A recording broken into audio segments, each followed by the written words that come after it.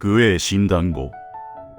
寄付が1億円集まる。がんと戦って最後にネットスラングをつぶやいて寄付が集まった。そんな事例があります。私はとてもかっこいいと思いましたので紹介します。概要。中山かなるさんは2003年生まれで北海道大学に通っていた22歳の大学生でした。彼は100万人に1人と言われる希少ながんである類上皮肉腫と戦っており、その過程を X で発信していました。2025年10月12日に逝去しましたが、その2日後の10月14日に生前予約されていたグエー診断後という投稿が自動で行われました。この投稿は大きな反響を呼び、彼への追悼として公益財団法人がん研究会や国立がん研究センターなどへの寄付が相次ぎました。ネット上の有志による寄付金は数千万円規模に達したとされています。また、2025年のネット流行語100では、このフレーズに関連して中山さんがニコニコ賞を受賞しました。彼は最後まで自虐的なユーモアを忘れず、周囲やフォロワーが悲しみに沈みすぎないよう、あえてネットスラングを用いたと言われています。若くして亡くなった彼の生き様と、この衝撃的な予約投稿は、SNS における死の向き合い方や寄付文化のあり方に一石を投じました。経緯。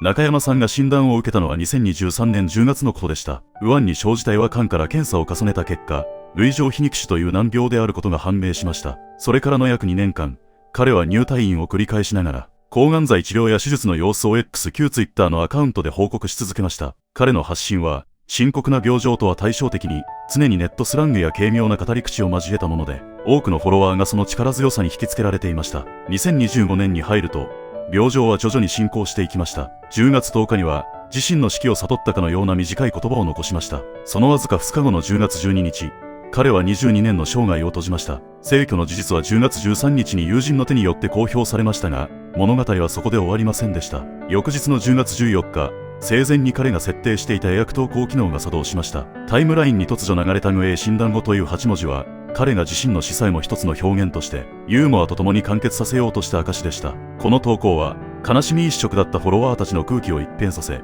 彼ら死最後の挨拶として、SNS の歴史に残る出来事となりました。言葉。中山さんが残した言葉の数々は、極限の状況にありながらも知性とユーモアを失わない独特の感性に溢れていました。死を目前にした2025年10月10日の投稿では、多分そろそろ死ぬという極めて簡潔な言葉を選びました。この投稿は、過度な干渉を排除し、事実のみを淡々と伝えることで、かえって読む者に強烈な印象を与えました。また、闘病中には、がん細胞を擬人化して揶揄したり、自身の体調の変化をゲームのステータスのように表現したりする場面が多々ありました。特に、自分の右腕の状態について語る際も、喜劇の主人公として振る舞うのではなく、どこか客観的な観察者のような視点を保ち続けました。さらに、彼は自身の X のアカウント名に、その時々の状況を反映させた自虐的なフレーズを付け加えていました。亡くなる直前まで、ネット掲示板の文化である南人語や蒙古弁を巧みに使いこなし、日常の些細な喜びや苦痛をエンターテインメントへと昇華させていました。最後の予約投稿となったグエー診断後という言葉も、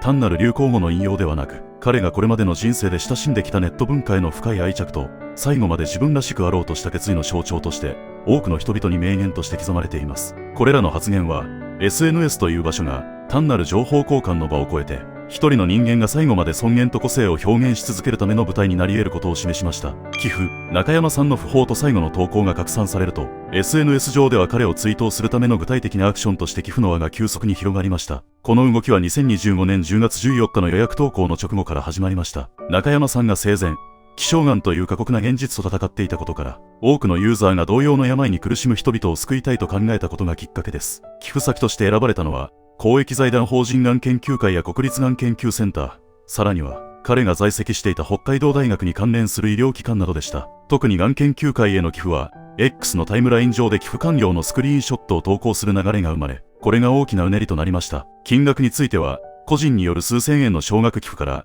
彼の姿勢に感銘を受けた、資産家や著名人による高額な寄付まで多岐にわたりました。その結果、わずか数日間で累計金額は数千万円に達し、最終的には1億円を超える規模になったとも報じられています。特筆すべきは、これまでネットスラングを使って楽しんでいた層が、一人の若者の死をきっかけに、社会貢献という極めて真面目な行動に結びついた点です。これは、特定の団体が呼びかけたキャンペーンではなく、名もなき個人たちの自発的な意思によって達成されたものでした。この寄付の本流は、がん研究の重要性を社会に再認識させるとともに、デジタルネイティブ世代による新しい形の弔い方として、日本の福祉活動の歴史においても特筆すべき事例となりました。税金。中山さんのケースを税務の専門的な視点から分析すると、SNS を通じた自発的な寄付の広がりが、日本の税制における寄付金控除の仕組みと非常に密接に関わっていたことがわかります。まず、今回の数千万円から1億円規模に達した寄付の多くは、公益財団法人がん研究会などの特定公益増進法人に対して行われました。この場合、寄付をした個人は確定申告を行うことで、寄付金控除所得控除または寄付金特別控除税額控除の適用を受けることが可能です。特に税額控除を選択すれば、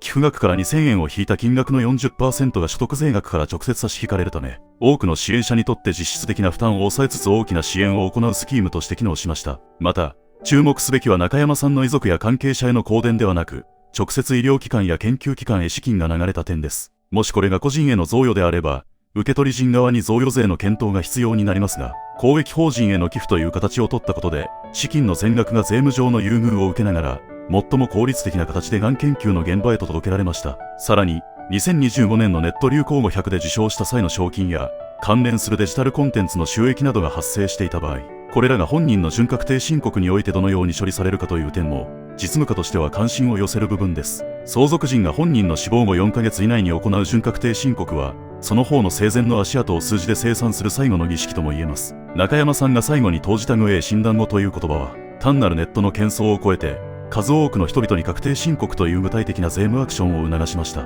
これは、日本の寄付文化が感情的な共感だけでなく、税制というインフラを正しく活用することで、実効性のある社会貢献へと昇華された稀有な事例であると評価できます。ご本人は寄付や税金について、もちろん知ることはなかったでしょう。しかし、それでも、確かに残ったものはあるのです。私はすごく尊敬できる生き方だと思いました。皆さんはいかがですか？ご意見ご感想をいただければ幸いです。